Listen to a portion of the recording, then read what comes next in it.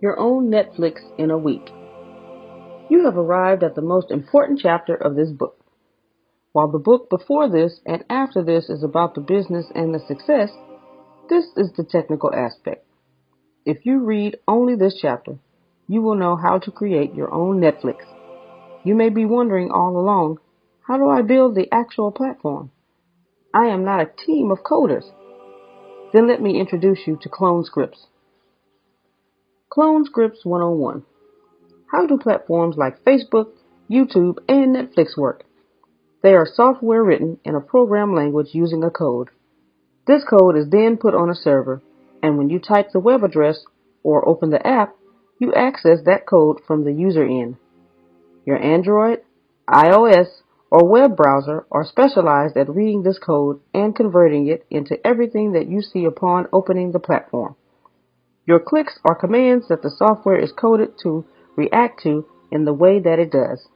When you click the full screen icon, the code makes the video take up the whole screen. Fortunately, you don't have to learn coding to create all of this. You can simply get a copy of the code. Where do you access the code from? Well, let's look at a simple example. What is the common response to thank you? It is, you are welcome. If anyone comes up to you and asks, what phrase do people say you are welcome as a reply to? What would you say? Thank you. That's because by knowing the result, you can reverse engineer the stimulus. Well, coders can just as naturally reverse engineer the script of any platform.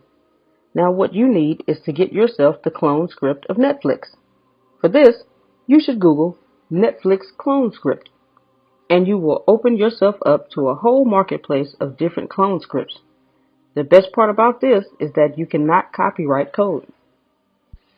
That is because code is like words. While Les Brown can copyright his books, he can't copyright the word hungry just because of how prominent it is in his main message.